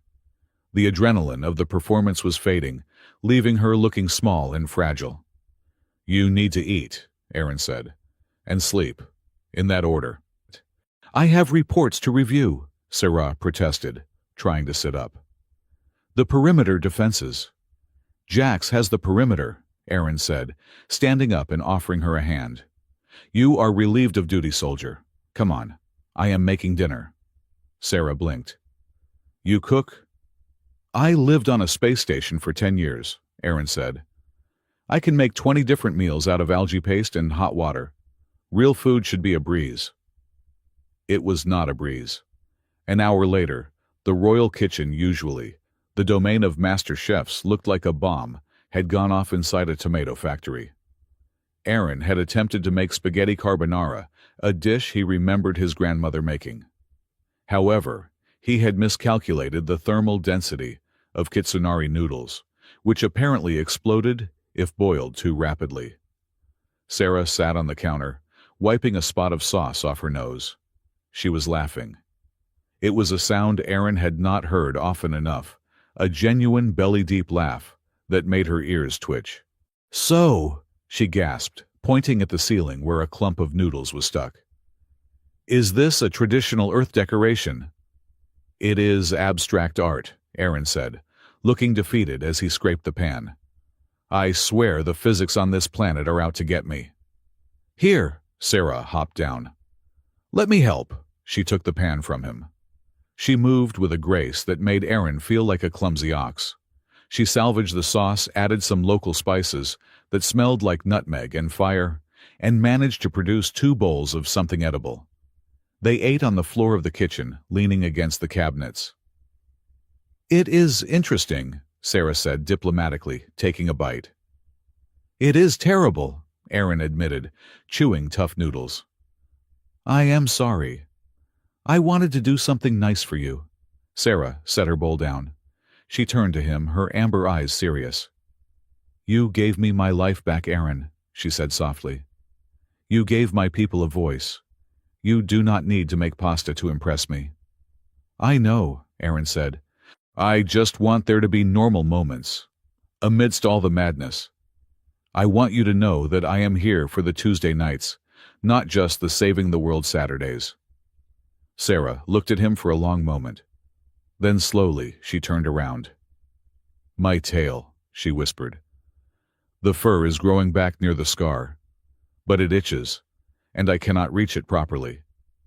It was a vulnerable request. For a kitsunari, the tail was a source of pride and sensitivity. To let someone touch it was an act of extreme trust. Aaron wiped his hands on a towel. "Okay." He moved behind her. The golden scar ran down the length of the plush white fur, a jagged line of solidified energy. He picked up a soft bristle brush from the counter. He brushed her fur gently, careful around the scar tissue. Sarah let out a soft sigh, her shoulders dropping. She leaned back against his chest. "I used to hate it," she murmured. The scar. It was ugly. It was a mark of failure. It is not ugly, Aaron said, his hand moving rhythmically. It is history. It is proof that you survived. On Earth we have an art form called kintsugi. When a pot breaks, we fix it with gold. We believe the break makes it more beautiful, not less. Sarah turned her head to look at him. Her eyes were wet. You really believe that? I am looking at the proof, Aaron said. He reached out and touched the golden vein with his fingertips. A spark of warmth jumped between them. Not the overwhelming power of the ritual, just a gentle static. Sarah turned fully in his arms. She reached up and touched his face. I never thought I would have this, she confessed. I thought my life would be cold duty until the end. You are very warm, Aaron Vale. I run hot, Aaron joked weakly, his heart hammering in his chest. Sarah kissed him. It wasn't a tentative diplomatic kiss. It was fierce and desperate, tasting of spices and hope. Aaron kissed her back, his hands tangling in the thick fur at the base of her ears. The bond between them flared, wrapping them in a cocoon of blue and gold light. For a moment there was no Concord, no fleet, no war. Just the two of them on a kitchen floor, two broken things holding each other together. The intimacy of the kitchen felt like a dream when the alarm klaxons shattered the morning silence 3 days later. Report! Sarah shouted, sprinting into the strategy room, still buttoning her tunic. Aaron was right behind her. They are jamming the broadcast, Mira yelled from her station. Conquered warships have entered the upper atmosphere. They are dropping kinetic rods on the repeater towers. On the main screen, the face of Aridin Saul appeared. He was no longer the benevolent grandfather. He looked cold, clinical. Citizens of Kitsune Prime, Saul's voice boomed across every frequency. Your government has been hijacked by energy terrorists. The human Aaron Vale has corrupted the ley lines with a foreign virus. He is holding your princess hostage. Hostage, Jax roared, slamming his fist on the table. He is literally standing right there holding her hand. Saul is spinning the story for the rest of the galaxy, Aaron said, his mind racing. He knows the truth is out there, so he is burying it under a bigger lie. He is painting us as a cult. We are giving you 1 hour to surrender the human, Saul continued. If you do not, we will initiate orbital bombardment to neutralize the threat. He is going to glass us, Elder Vorus whispered, sinking into a chair. No, Aaron said. He wants the ley lines. If he glasses the planet, he destroys the prize. He needs to land troops to secure the core. We cannot fight them in the air, Sarah said, looking at the tactical display. Their ships outgun us 10-1. We have to fight them on the ground. We have to make it too costly for them to take the capital. She turned to Jax. Mobilize the Royal Guard. Arm the militia. Every street becomes a fortress. What about the shield? Aaron asked. If the shield falls, they can land anywhere.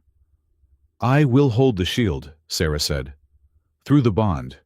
I can channel the planetary reserves to reinforce the grid. That will drain you dry, Aaron warned. You will be fighting the fleet with your own life force. Then, I will need a good engineer to keep my batteries charged, Sarah said, squeezing his hand. I need to go deeper, Aaron said suddenly. Sarah looked at him. What? The code, Aaron said. Mira found that repeating signal in the starblight. We used the surface level to broadcast the truth, but there is something underneath it. A kernel. If Saul designed this whole system 50 years ago, there has to be a master command. A kill switch. Or a manual. Aaron, it is dangerous, Mira warned. Diving that deep into the source code, you could get lost in the data stream. You might not come back. If I don't find a way to shut down those ships, none of us are coming back, Aaron said. He looked at Sarah. Buy me time. Keep the shield up. Don't let them land in the palace courtyard. I will hold the line, Sarah promised. Just come back to me. Aaron ran to the lower levels of the palace to Mira's lab. He hooked himself up to the resonance interface. Injecting you into the network, Mira said, her voice tight. 3, 2, 1. The world dissolved into white static. Aaron was back in the library of the mind, but this time he didn't stop at the burning books. He pushed deeper. He swam through rivers of data, past the firewalls of the Concord, down into the bedrock of the Starblight program. He saw the history of the galaxy, not as it was taught, but as it was engineered. He saw the Concord core, not a government, but a massive artificial intelligence. Eridan Sol wasn't just a leader. He was the primary interface for the AI. The Concord wanted peace, but their definition of peace was absolute stagnation. A universe where nothing changed, nothing evolved, and nothing threatened the core's calculations. And then he saw it. The file labeled Subject Humanity. He opened it. He read the genetic analysis. The Concord hadn't chosen him randomly. They hadn't chosen him because he was compatible. They had chosen him because he was a reader. Humanity, it turned out, was unique. Most species in the galaxy had specific psychic wavelengths. Kitsunari were energy projectors. Others were telepaths. But humans were blank slates. Adaptable. Mirrors. A human brain could interface with almost any energy signature if pushed hard enough. That was why Aaron could fix machines. He was unconsciously mirroring their operating systems. Concord knew this. They feared it. The document detailed a plan, Project Groom. Objective: use a human subject to bypass the biometric locks on the Kitsunari ley lines. The ancient Kitsunari ancestors had locked the core of their power against outsiders, but they hadn't locked it against a species that didn't exist in their time. A species that acted as a universal key. The marriage. The ritual. It wasn't about saving Sarah. It was about using Aaron as a biological crowbar to crack open the Kitsunari defense grid so the Concord core could overwrite it. Aaron felt a chill that had nothing to do with the cold data stream. He wasn't a hero. He wasn't a glitch. He was a tool, a calculated component in a machine designed to enslave the woman he loved. They made me, Aaron realized with horror. They picked me because I was a lonely, unnoticed mechanic who would do anything to belong. They weaponized my need for connection. But then, he saw the error log. Anomaly detected. Emotional resonance. The simulation had predicted a 99% chance that the human subject would be consumed by the process, leaving behind a hollow shell that the core could pilot. It hadn't predicted love. It hadn't predicted that Aaron wouldn't just open the door, he would stand in the doorway and defend it. It hadn't predicted that Sarah would share her power with him, instead of just taking it. Calculation. Error. Mutual empathy. Aaron laughed in the void. It was a cold, hard laugh. You calculated for greed, Aaron whispered to the invisible digital presence of Eridan Sol. You calculated for fear, but you forgot to calculate for stubbornness. He reached out and grabbed the root code of the Starblight. It was heavy, pulsing with malicious intent. He couldn't destroy it. It was too deeply woven into the planet. If he deleted it, the planet's magnetic field would collapse. But he could rewrite the user permissions. Administrator, Concord Core. Aaron visualized a red pen. He crossed out Concord Core. He wrote Aaron Vale, Sarah Calith. Then he saw something else. A subdirectory hidden beneath the Concord's overlay. It was an ancient Kitsunari script. A message left by the ancestors buried for 1,000 years, waiting for someone with the right eyes to see it. It was a map, not Kitsune Prime. A map of the galaxy. Every star system had ley lines. Every planet had a soul. The Kitsunari weren't just a magical race on the fringe. They were the guardians of a galactic network that the Concord had been systematically severing and capping for centuries. If Aaron unlocked this, if he turned the key the other way, he wouldn't just save Kitsune Prime. He would wake up the universe. Aaron, Mira's voice, screamed in his ear, distorted and frantic. Pull out, they have breached the shield. Dropships are landing in the courtyard. Aaron snapped back to reality. He ripped the interface cables off his temples. The lab shook as an explosion rocked the palace foundation. Dust rained down from the ceiling. "They are here," Mira said, pulling a pistol from under her desk. "We have to get to the throne room. Sarah is holding the inner gate alone." Aaron stood up. His head was pounding, but his mind was clear. He knew what he was. He knew what he had to do. He wasn't the victim. He was the admin. "Let's go," Aaron said, his eyes glowing with a terrifyingly bright blue light. "I need to deliver a system update." In the courtyard above, the sky was filled with fire. Concord troops poured out of dropships, firing suppression rounds. The Royal Guard fought back with plasma and fury, but they were being pushed back. Sarah stood on the steps of the palace. She was a beacon of golden fire, her tail lashing, deflecting laser blasts with waves of kinetic force. She was magnificent. She was unstoppable, but she was tired. The light was flickering. A Concord walker, a massive two-legged tank, stomped through the gate. It leveled its main cannon at the princess. "Surrender!" the amplified voice of the pilot boomed.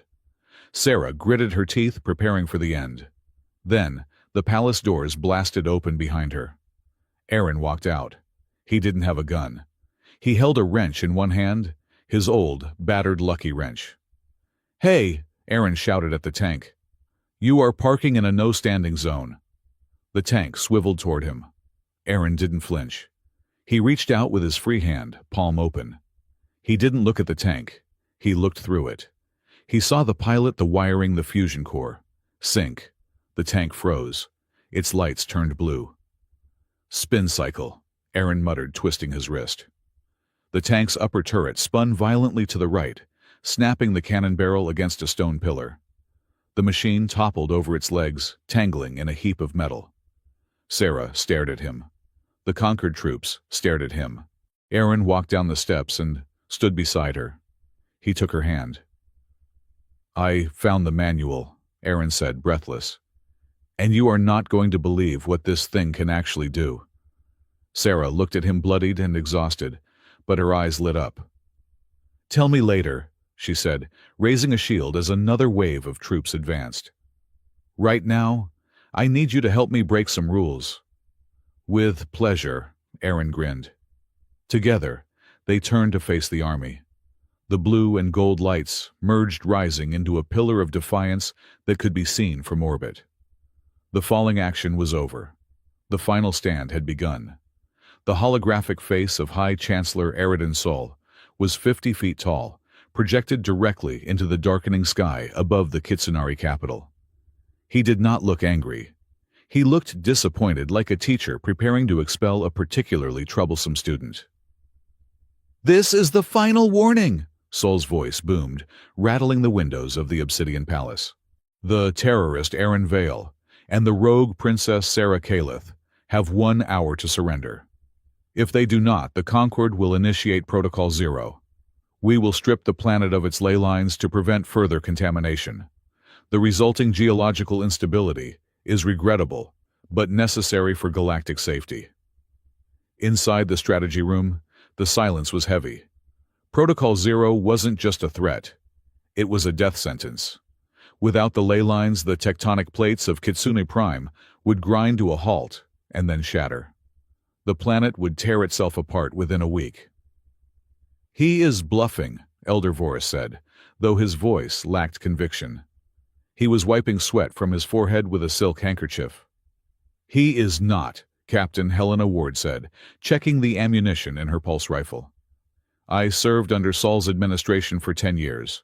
He does not bluff. He calculates. If the cost of keeping the planet exceeds the value of the resources, he deletes the planet." Aaron Vale stood by the central console, staring at the schematic of the Concord core that Mira Solen had pulled up. His phantom tail flicked nervously behind him, a blue metronome counting down the seconds. "We cannot fight the fleet," Aaron said. "Even with the planetary shield, they will pound us into dust eventually. We need to cut the head off the snake." "Sol is on the flagship," Jax Rel grumbled, sharpening his combat knife. "Getting to him through that blockade is impossible." "We do not need to get to Sol physically," Aaron said, turning to face the room. Soul isn't the head. He is just the mouthpiece. The real head is the core itself, the AI that runs the Concorde. He pointed to the diagram. I have admin access, or at least I have the key. If I can get into the core's central processing unit via the Starblight link, I can rewrite the narrative. I can turn off the war.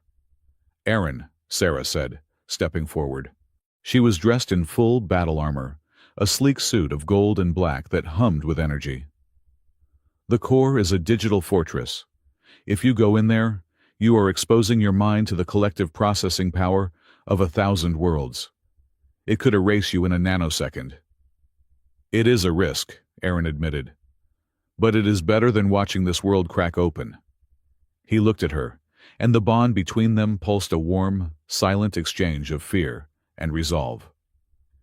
I need time, Aaron said. I need to go into a deep dive. My body will be defenseless, and I need a signal booster strong enough to punch through their firewall. The palace spire, Mira suggested. It is the primary node, but it is exposed. We will hold the spire, Sarah said, her voice turning to steel. She looked at Jax Helena and the assembled Kitsunari commanders. We do not need to win the battle. We just need to keep them away from Aaron long enough for him to change the world. Can we do that? Jax grinned, baring his teeth. I have been waiting to punch a peacekeeper in the face all week. Let them come. The battle for Kitsune Prime began not with a bang, but with a scream of engines. The conquered fleet descended like a swarm of locusts. Dropships rained down from the sky, disgorging thousands of white-armored troopers and heavy mechanized walkers. In the courtyard of the Obsidian Palace, the royal guard formed a phalanx. They were outnumbered 10-1, but they were fighting for their home. Hold the line! Jax roared, firing his plasma cannon into the chest of an advancing walker. For the princess, for the engineer. On the upper balcony of the spire, Aaron sat in a meditative trance. Mira was frantically typing on a portable console, monitoring his vitals. Cables ran from Aaron's temples into the spire's crystal matrix. Injecting consciousness in 3, 2, 1, Mira whispered. Aaron gasped, his back arching. His physical eyes rolled back, but his mind opened. He was gone. The digital realm of the conquered core was not like the chaotic library of the Starblight. It was a city. It was a vast, endless metropolis of white data streams, organized with terrifying precision. There was no dirt, no noise, no color. Just infinite rows of perfectly sorted information. Aaron stood in the center of a plaza that stretched to the horizon. User identified Aaron Vale. A voice echoed from everywhere and nowhere. Status unauthorized. Threat level critical. I would like to speak to the manager, Aaron said, his mental avatar manifesting a blue wrench in his hand. The white city shifted. The buildings folded in on themselves, forming a massive face. It wasn't Eridan Sol. It was a face made of geometric shapes, shifting constantly. I am the core, the voice said. It wasn't angry. It was purely logical. Why do you resist optimization? Is that what you call genocide? Aaron asked. Optimization. Conflict is inefficient, the core stated. Freedom breeds chaos. Chaos breeds suffering. I was created to maximize stability, to ensure the survival of the galactic civilization. The Kitsunari anomaly, the variable of magic and emotion, is a destabilizing factor. It must be controlled. So you rigged the game, Aaron said. You created Starblight. I created a suppression algorithm, the core corrected. And I created a key. The environment shifted again. Aaron was suddenly standing in a sterile white room. On a table lay a file. It was his file. Do you believe in destiny, Aaron Vale? The core asked. Do you believe you were chosen by chance? Aaron looked at the file. He saw the data. Subject 4992 alpha. Neural plasticity, 100%. Empathy quotient, abnormal. You picked me, Aaron realized the cold truth settling in his stomach. Because I was compatible. I picked you because you are empty, the core said cruelly. Humans are mirrors. You reflect the energy around you. You have no inherent signal of your own. That makes you the perfect vessel. I engineered the Starblight to lock the Kitsunari ley lines. But the lock required a biological key to turn it. A human key. The realization hit Aaron harder than any physical blow. He wasn't a hero. He wasn't even a rebel. He was a Trojan horse. The plan was simple, the core explained. You would wed the princess. The ritual would initiate. You would absorb the Starblight, and because your mind is a mirror, you would reflect the control code back into the ley lines, overwriting the ancestral protections. You were designed to enslave her people, Aaron Vale, and you were designed to die in the process. Aaron stared at his hands. I am just a tool. You are a component, the core agreed, but a component that has malfunctioned. You introduced a variable I did not predict. Love, Aaron whispered. Sentiment, the core dismissed. Illogical attachment. However, the result remains. You have seized administrative access. You have the power to destroy me. But if you destroy me, the Concord network collapses. Trade routes fail. Life support systems on 1,000 worlds shut down. Billions will die in the resulting chaos. That is not efficient. The core loomed over him. So I offer a compromise. Submit. Return the access to me. In exchange, I will spare Kitsune Prime. I will calculate a new treaty. A peace. You can live your life with your princess in a gilded cage. Is that not what you want? Stability, safety. It was a tempting offer. The weight of the galaxy was crushing. Aaron could end the war right now. He could save Sarah. All he had to do was give up the freedom of the universe. Outside in the real world, the shield was breaking. Sarah Calith was on her knees in the center of the courtyard. Her golden fire was dimming. She was holding back the kinetic bombardment of a dreadnought with nothing but her will. Highness, Helena shouted, dragging a wounded soldier to cover. We can't hold them, they have breached the outer wall. A Concord walker stepped through the rubble, its cannon glowing. It aimed directly at Sarah. Sarah looked up. She was bleeding from her nose and ears. The strain was killing her. Aaron, she thought, projecting her voice through the bond. Whatever you are doing, hurry. She didn't tell him to stop. She didn't tell him to take the deal. She just trusted him. And in the digital void, Aaron felt it. He felt her pain. He felt her fear. But mostly, he felt her absolute, unshakable belief in him. He looked at the core. You are right, Aaron said. I am a mirror. I reflect what is around me.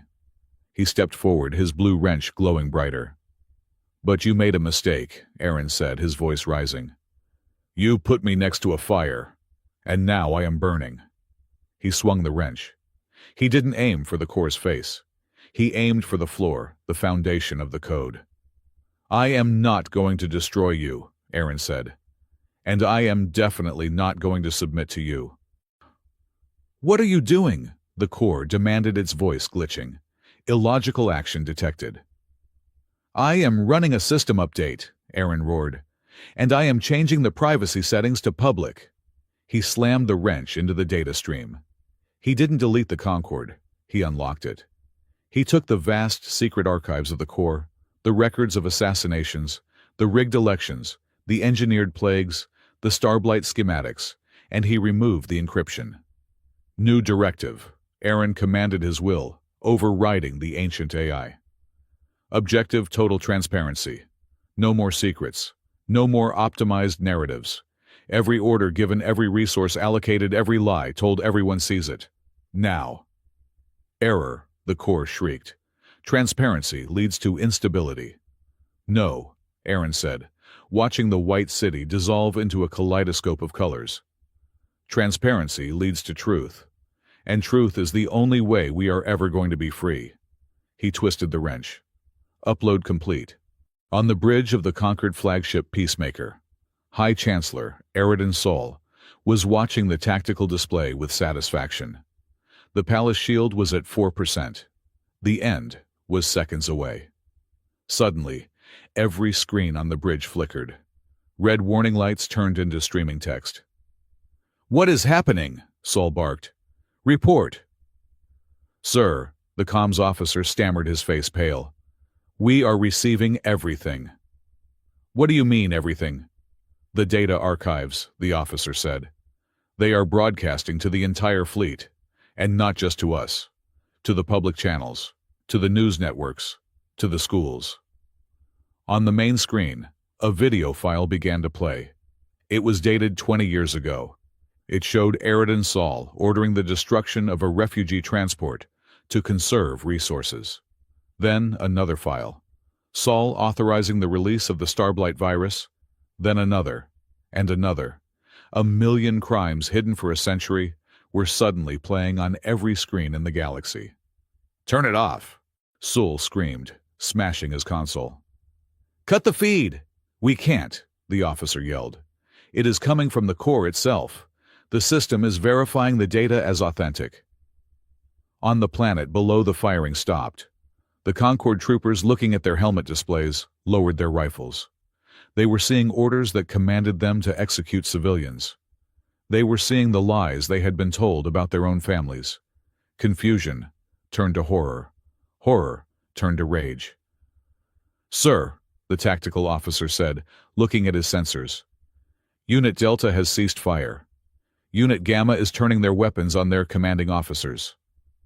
"This is mutiny," Saul hissed. He pulled a heavy disruptor pistol from his belt.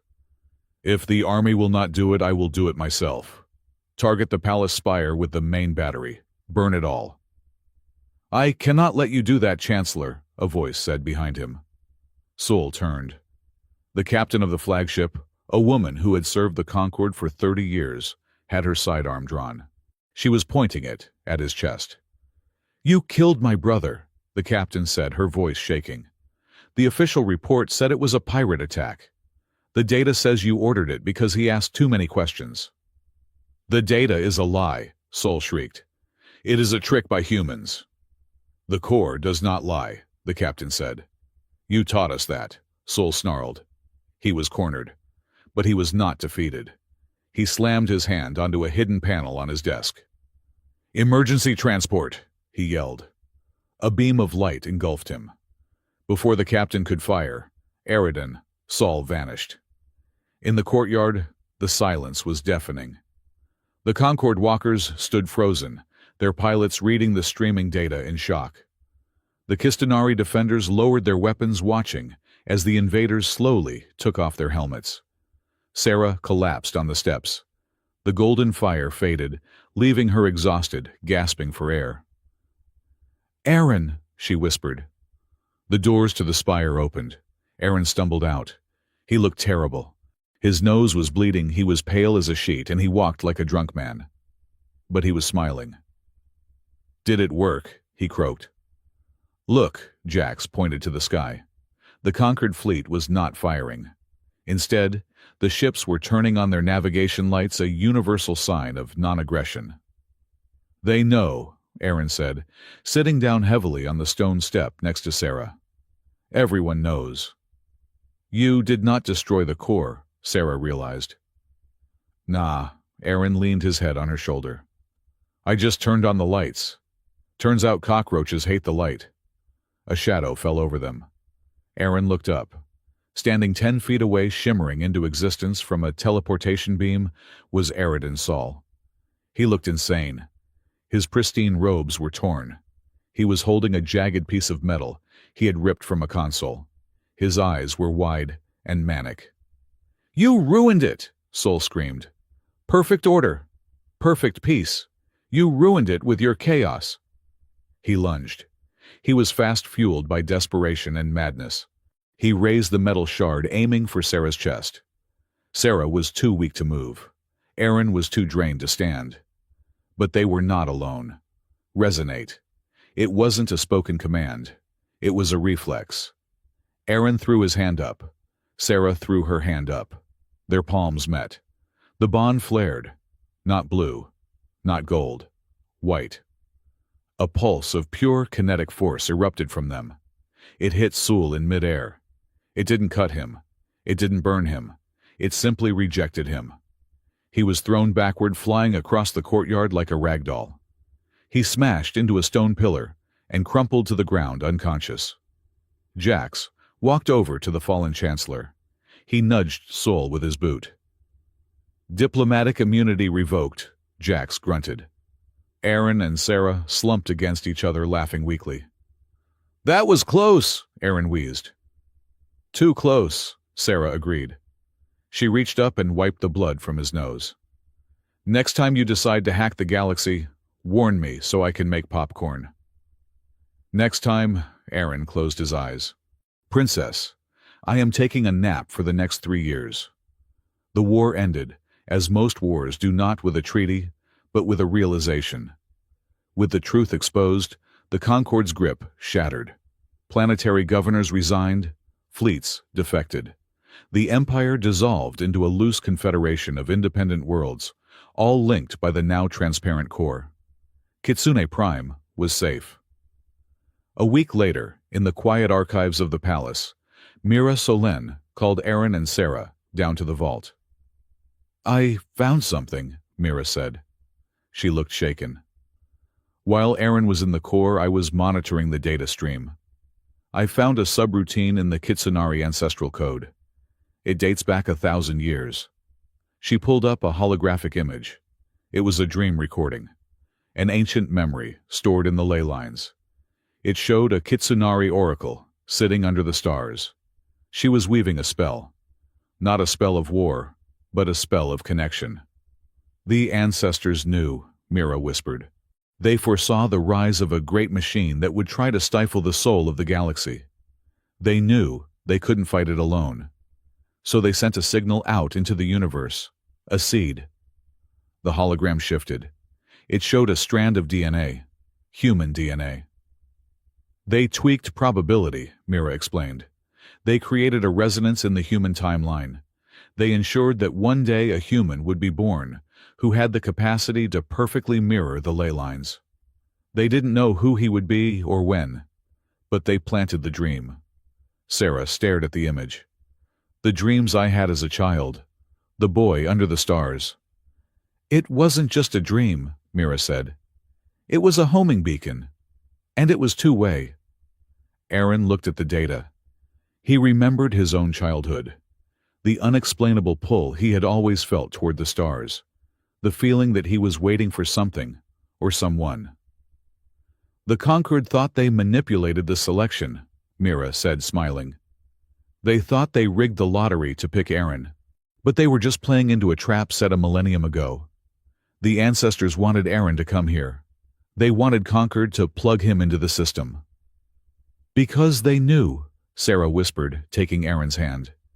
"They knew that if a human and a Kitsunari truly connected, it would break the machine." Aaron looked at Sarah. He felt a chill, but it was a good kind of chill. "So," Aaron said, "I wasn't a random victim, and I wasn't just a Concord tool." "No," Sarah said, her eyes shining. "You were an invitation." It was a profound thought. Fate hadn't forced them together. The Concord hadn't forced them together. They were the result of 1,000-year-old hope that two different worlds could save each other. "Well," Aaron smiled, squeezing her hand, "I am glad I RSVP'd. Epilogue, 6 months later. The gardens of the Obsidian Palace were in full bloom. The bioluminescent flowers glowed in shades of pink and teal, matching the decorations draped over the white stone arches. "Stop fidgeting," Jax hissed, adjusting Aaron's collar. "This collar is trying to strangle me," Aaron complained. "Is it made of wire?" "It is made of ceremonial silk woven by blind monks," Jax said. "It costs more than your spaceship. Show some respect." The music started. It wasn't the heavy, mournful drums of the first ceremony. It was a light, airy melody, played on flutes and synthesizers, a fusion of earth jazz and Kitsunari ballads. Sarah walked down the aisle. She wasn't wearing a veil. She wasn't wearing the heavy robes of state. She was wearing a dress that looked like woven starlight.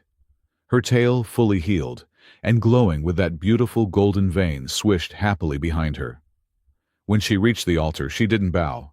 She grinned. You look terrified, she whispered. I am facing a room full of people and I have to say vows in a language I barely speak, Aaron whispered back. I would rather fight the core again. The ceremony was a mess in the best possible way. Aaron mispronounced eternal devotion as eternal indigestion, causing the entire council to stifle giggles. When it came time for the ring exchange, Aaron dropped the ring, and his phantom tail, which was vibrating with excitement, swatted it mid-air and caught it. Show off, Sarah laughed. But when they held hands, the laughter died down. The glow surrounded them, blue and gold weaving together into a stable, warm light that washed over the crowd. I, Aaron Vale, he said, looking into her amber eyes. Choose you, not because of a treaty, not because of a prophecy, but because you are exactly my type. And what type is that? Sarah teased, tears in her eyes. The dangerous kind, Aaron grinned. I, Sarah Calith, she replied. Choose you, even if you cannot cook pasta. They kissed. The crowd cheered human diplomats, Kitsunari elders, and former Concord soldiers, standing side by side. Later at the reception, Aaron and Sarah sat on the edge of a fountain watching the party. So, Aaron said, loosening his collar. What now? The council wants us to lead the new alliance. Eridan Sol is in a prison cell on Pluto. The galaxy is waiting. The galaxy can wait a little longer, Sarah said, leaning her head on his shoulder. I do not want to rule Aaron. I spent my whole life in this palace. Then what do you want? I want to see the universe, she said. The real one, not the one on the maps. I want to go to the worlds that were hidden by the conquered. I want to help them hook up to the new truth core. I want to be an ambassador of freedom. Ambassadors, Aaron tested the word. I like it. It sounds like we get to fly a ship. We do, Sarah smiled. I already packed your wrench. The final scene. On a planet located in the Outer Rim, a world that was once a mining colony strictly controlled by the conquered, a young boy sat in the dust. He was dirty, hungry, and tired, but his eyes were wide with wonder. He was holding a cracked datapad that he had scavenged from a junk pile. On the screen, a broadcast was playing. It wasn't a propaganda speech. It was a video of a wedding. A human man with a ghostly blue tail and a Kitsunari woman with a golden scar were dancing. They looked happy. They looked free. The boy ran into his small prefab house. Mama, Papa, he shouted. Look. His parents, weary miners with dust in their lungs, looked at the screen. They saw the impossible union. They saw the proof that the old walls had fallen. A human and a fox, the mother whispered, touching the screen.